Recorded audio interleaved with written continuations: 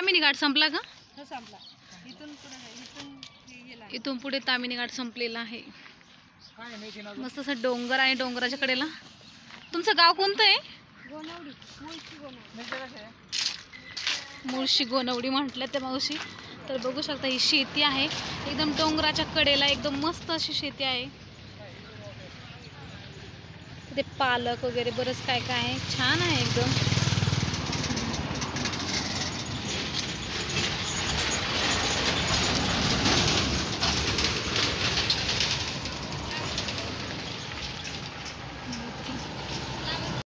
नमस्कार मंडळी. तर चला आपण बनवूया मस्त असा ना कोबी. आणि हा कोबी जो आहे तो एकदम फ्रेश आहे, शेतातला आहे. आम्ही हा कोबी ताम्हिणी घाटातल्या एका छोट्याशा गावातनं आणलेला आहे, डोंगराळ भागातला.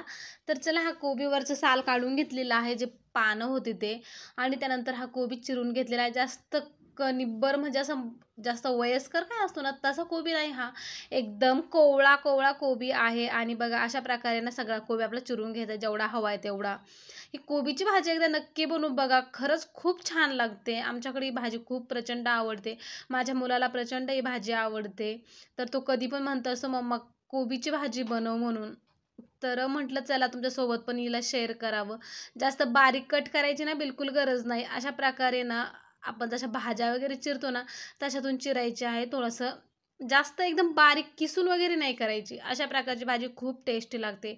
या भाजीमध्ये तुम्ही ना हरभऱ्याची डाळसुद्धा घालू शकता भिजवून, ती सुद्धा खूप छान लागते. पण इथे मी घातलेली नाही. तर जेवढा मला कोबी हवा आहे तेवढा मी चिरून घेतलेला आहे. आणि हा कोबी खूप टेस्टी होता, कारण हा एकदम डोंगराळ भागातला होता. मुळशी जे आहे मुळशी धरण, त्याच्या शेजारी एक गाव होतं, गोनवडे म्हणून काहीतरी गाव होतं, तिथनं हा कोबी आणलेला आहे.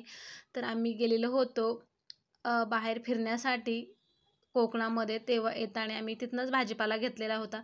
तर तो व्हिडिओ अजून पेंडिंग आहे, तर कोकणातला तो अजून एडिट वगैरे करायचा आहे. तर त्यानंतर मी तो नंतर पाठवेल, म्हणजे सेंड करेलच यूट्यूबवरती.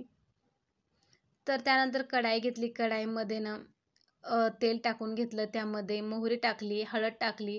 त्यानंतर हा कोबी मस्त चिरून घेतलेला टाकला. याला धुतलेला नाही बिलकुल, कारण जे वरचे पानं होते ते खराब असतात, त्यामुळे ते मी काढून टाकले. त्यानंतर कोबी चिरून तसाच मी ना तेलामध्ये मस्त परतून घेतलेला आहे. तर बघू शकता किती छान असा मस्त कोबी दिसत आहे. तर हा यावरती ना 5 मिनिटासाठी झाकण ठेवून घ्यायचं आहे. तोपर्यंत आपण ना वाटण करून घेणार आहोत, म्हणजे मसाला काढून घेणार आहोत. इथं घेतला आहे हिरवी मिरची, मीठ, लसूण आणि शेंगदाणे. तर आता कोबीवरचं झाकण काढून बघितलं तर बघू शकता असाच कोबीसुद्धा छान लागतो. त्यामध्ये मीठ जर टाकून खाल्लं ना तरी पण खूप छान लागतो तोंडी लावण्यासाठी, कारण मी यातला काही ठेवलेलं आहे तोंडी लावण्यासाठी. त्यानंतर हे वाटण करून घेतलं, ओबडधोबडचं वाटलेलं आहे. आणि असंच ओबडधोबडचं वाटण करून घ्यायचं आहे बरं का.